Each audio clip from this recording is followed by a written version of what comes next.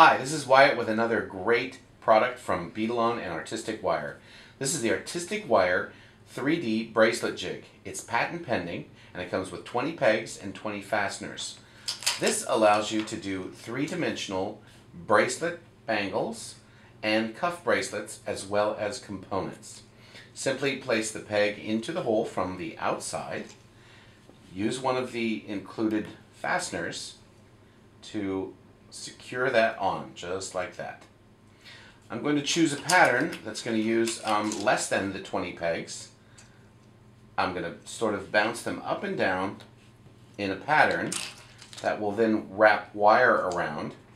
What I'm doing is I'm just leaving, I'm going to the third row of holes, and then I'm leaving two diagonal holes in between each of the pegs to create this particular design. So these two, there's not a peg position here, but we can just drop down one, and that's where we'll put the center of that. Okay, now we have the whole 3D jig with all of our pegs in it. I'm going to use 18 gauge. You're able to use from 14 gauge. Some people may be able to use 12 gauge, but I would say from 14 gauge on up to about 20, possibly 22 gauge if you have other wires going around it.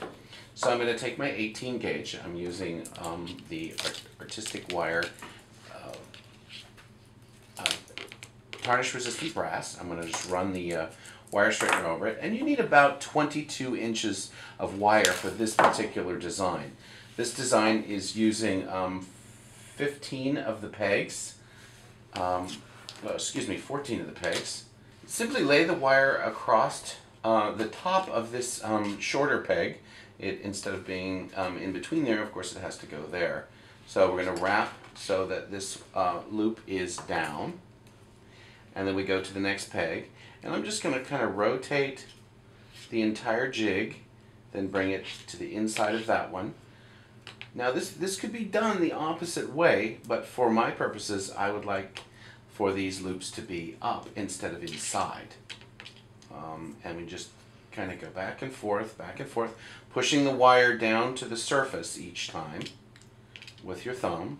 And I'm not trying to wrap the wire, I'm just kind of pulling it a little bit so that the wire goes straight to the next peg, around, and then straight to the inside of the next peg, and around. And again, you can wrap these in varying patterns. There's all different ways you can do this.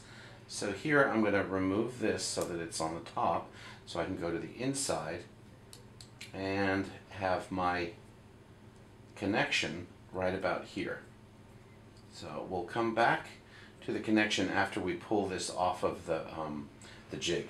Now I'm going to take curved chain nose pliers and just kind of push down on each one of these to make sure it's down on the very surface of the jig. And you don't have to push too hard, just to get it, and some of them will move and some of them won't. If you're wrapping too loosely, then you'll have to do a lot of this pushing down.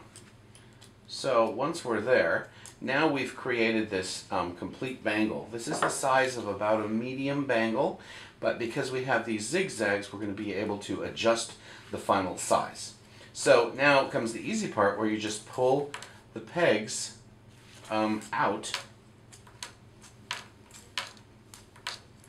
and your design will slowly come off of the jig.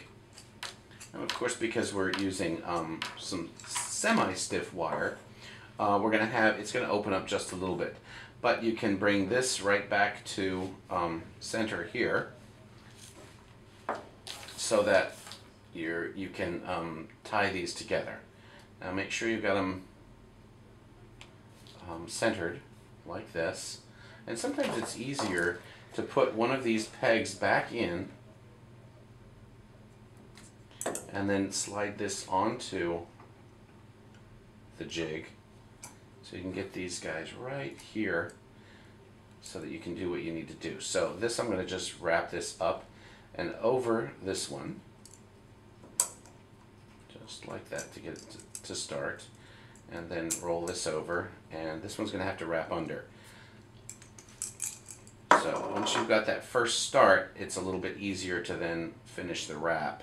You can adjust it just a little bit here to get those two circles to line up.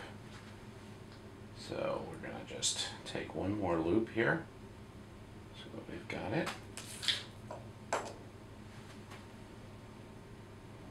that loop still wants to travel, so we'll just pull it back together and hold it while we do this. Then we're going to snip this, and we're going to snip this one.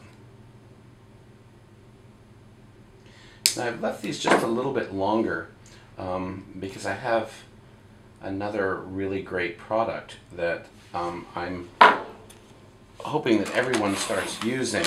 It's an adjustable, it goes into the Beadalon battery operated bead reamer, and what it does, it's going to take the sharp edge off of that very quickly, so that you no longer have a sharp edge to deal with.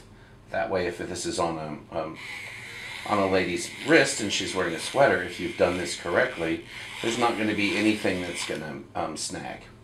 So once you get those the sharp edges knocked off, then you're just going to kind of squeeze that down, and boom, no more sharp edge. So we're going to just tighten that up. So now you have your basic medium-sized bangle. If you happen to have a little larger wrist, you can kind of pull these out a little bit, and that will help that to fit correctly. If you have a smaller wrist, there's many things you can do. You can twist these, or you can just pull that together like this. So I'll go ahead and do this all the way around. I would pull this one to make that stand up a little bit as well. And then you've just made the bracelet so that it sits out sort of like a crown. So that can sometimes fit up on the arm as well with this angle. But if you need it all the way around, then just adjust this like so, and we've already decreased the inside diameter by enough. Now you wouldn't want to open this up and close it many times. You want to just make it so that it fits the wrist properly, and then you can start to put all of anything that you'd like to do to it. You can now do to it.